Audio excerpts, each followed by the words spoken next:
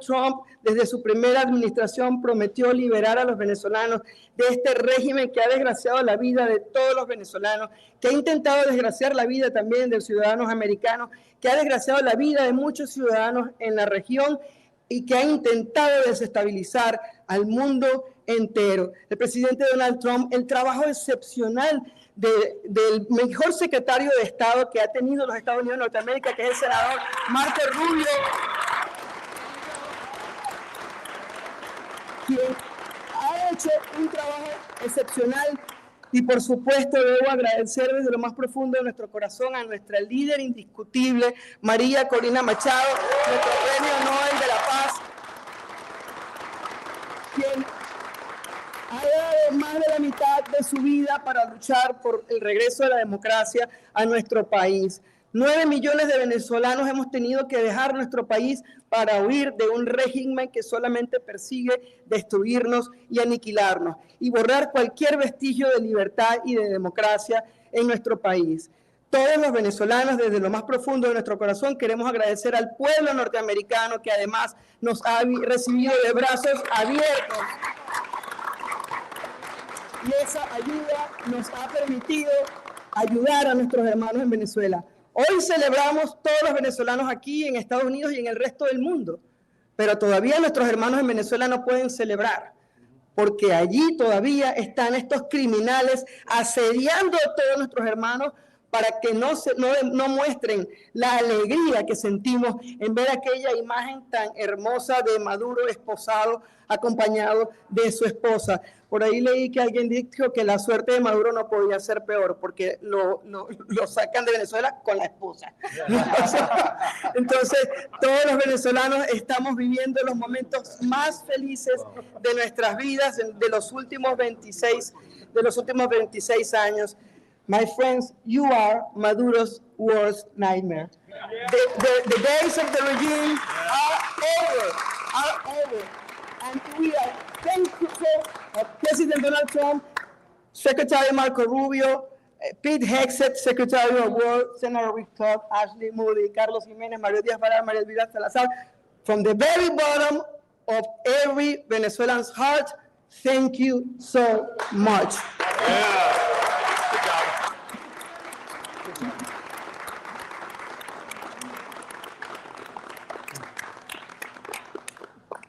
Now we're going to hear from somebody that just recently got here from Cuba, Jose Daniel Ferrer.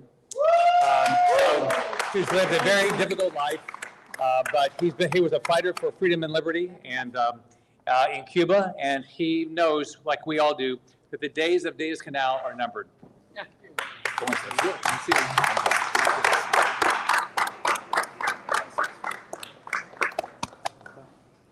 Muchísimas gracias.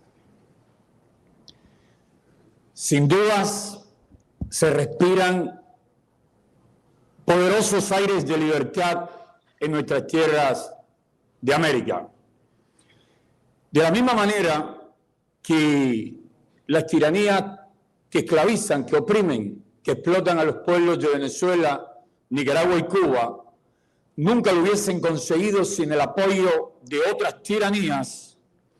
De esa misma manera, nuestros pueblos solos, por muy heroicamente que luchen, podemos recuperar la libertad. Por eso agradecemos enormemente a la actual administración estadounidense, al presidente Donald Trump, al secretario de Estado Marco Rubio, a todo el equipo, al secretario de Defensa, a nuestro amigo, el senador Rick Scott, que sin dudas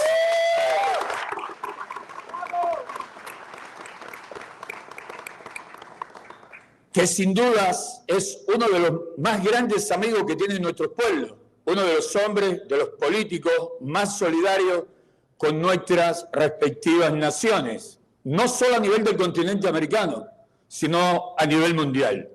Así también nuestros congresistas. Sin la labor conjunta de todos ellos, no hubiésemos visto lo que pasó la madrugada del sábado, que es solo el comienzo de toda una obra que concluye con la restauración total de la democracia en Venezuela y con el fin del régimen castrocomunista que sin dudas es la raíz del cáncer en todo el continente. Muchísimas gracias.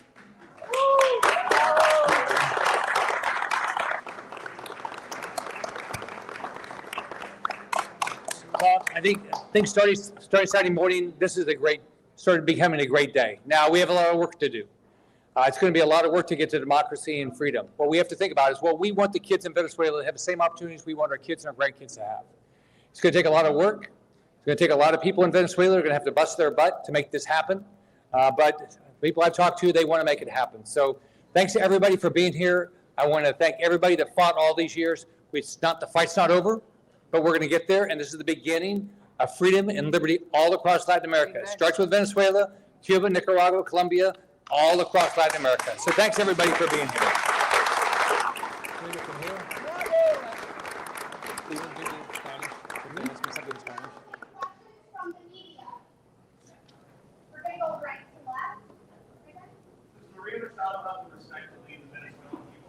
Oh, absolutely. Oh, say it again. Does Maria Machado have your respect for Venezuela? Oh, absolutely. So if you look at the election, what you have to really admire about what she did, she proved that she won, that Edmundo Gonzalez won the race. When Biden sat there and allowed her to be kicked off the ballot, okay, and they still did it, and then she proved he won. So I absolutely think they do. I think what the president's doing is absolutely, Marco Rubio is absolutely the right thing. There is a process to get to democracy. Okay, and we would all like it to happen in a day, right? And I think it's going to happen, but it's going to take time to make that happen. And Maria Corina Machado will be part of the leadership of Venezuela, and I think she's well respected by Venezuelans. Do you ever want to add anything? Could I say what you want? Yeah. Let me, Yeah. Okay, wait, Carlos wanted to ask something on that. Yeah, let me add to that, Maria Salazar and I went to Oslo, all right, at the invitation of Maria Corina. And I met Maria Corina, and I saw the love that the Venezuelan people have for her. They were out there at 3 o'clock in the morning in 20-degree weather just waiting for her. And the admiration and the love that they showed for her was incredible. She is an incredible woman. She has shown unbelievable courage. She's been, Maduro's been tried to get her for over a year, and she stayed in Venezuela. And do I believe that she has the respect of the Venezuelan people? Absolutely. And she would have been elected the president of Venezuela had Maduro not kicked her off the ballot.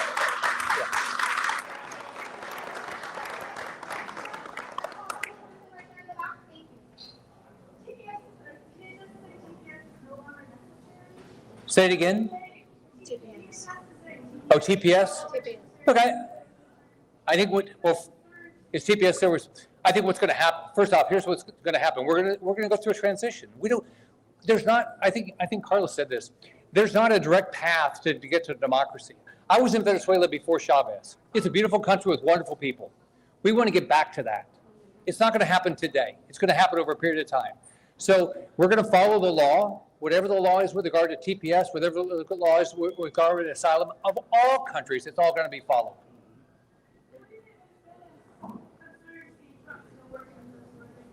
Say again. I really can't hear.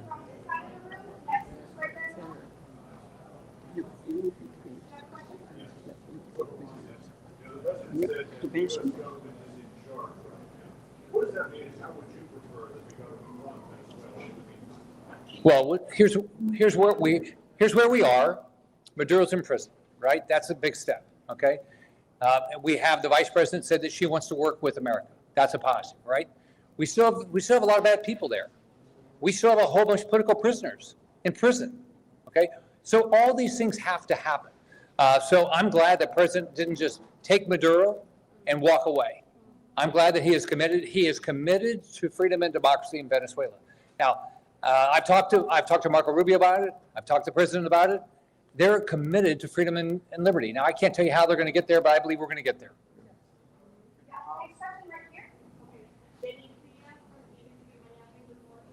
Come on.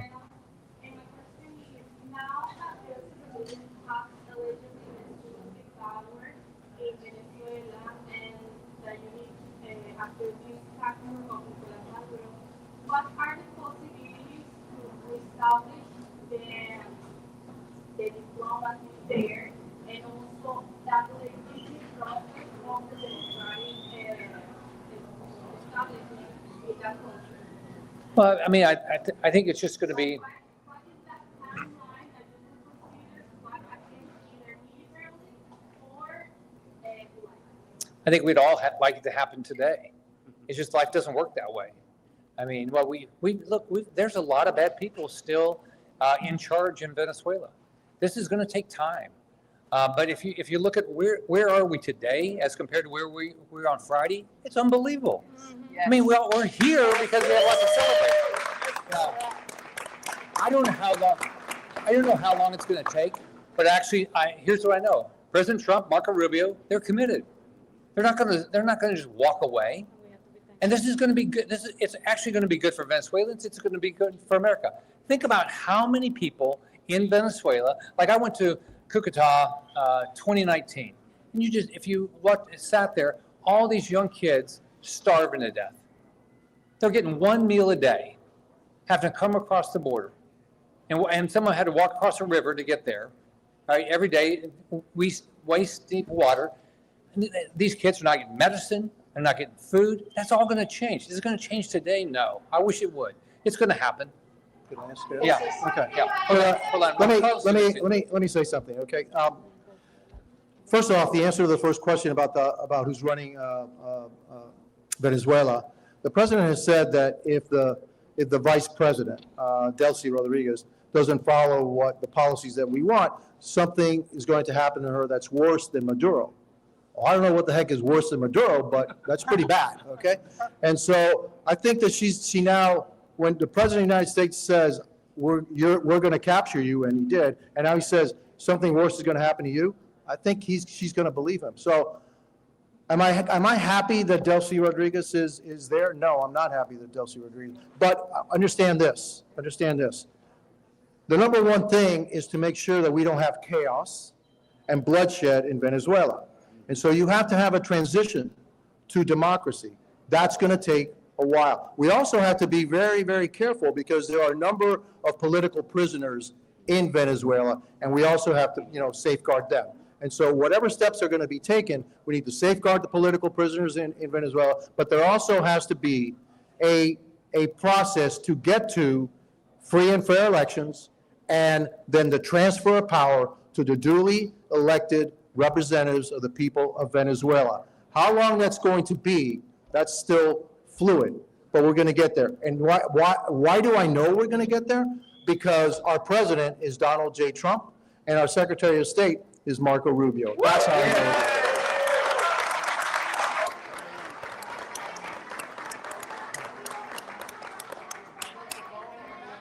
Okay.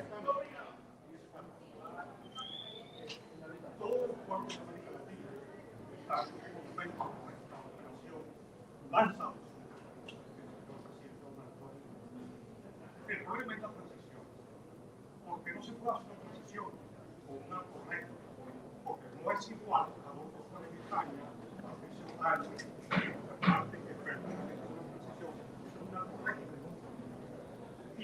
Y saben hacerle control de daños. Nosotros andamos echando Need a question. Question. What's the question? ¿Cuál es la pregunta? Is that a speech?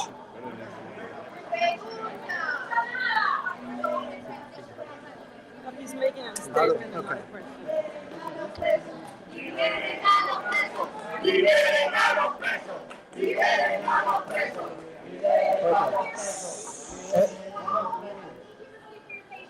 Mira, yo entiendo la pregunta, pero también yo conozco al presidente Donald Trump y conozco también mucho mejor a Marco Rubio, el secretario de Estado. Sabemos todos los trucos que tiene esta gente. Nosotros no somos tontos. Así que si ellos creen que están negociando, están jugando con administraciones pasadas de los Estados Unidos, están muy equivocados. Nosotros no vamos a caer en esa trampa en el futuro. Que ellos todavía están ahí, sí, pero ya respondí a esa pregunta diciendo que lo que necesita es la estabilidad por ahora y que no tengamos una guerra civil adentro de Venezuela para proteger el pueblo venezolano. Eso es lo que es importante ahora. Pero que no tengas duda que al final no vamos a estar negociando o al final, el final de este plan no es mantener el régimen, los narcoterroristas que están en poder hoy en Venezuela.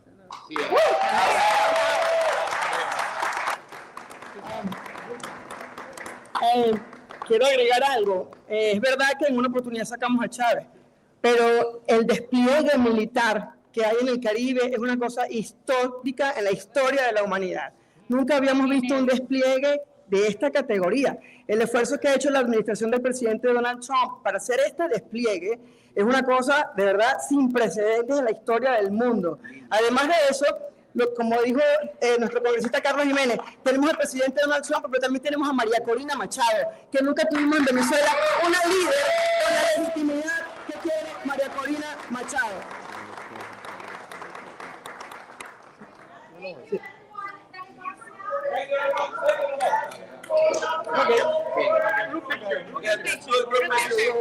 Okay, we're gonna do a picture. Carlos, Sit here. Okay, let's all get in the picture.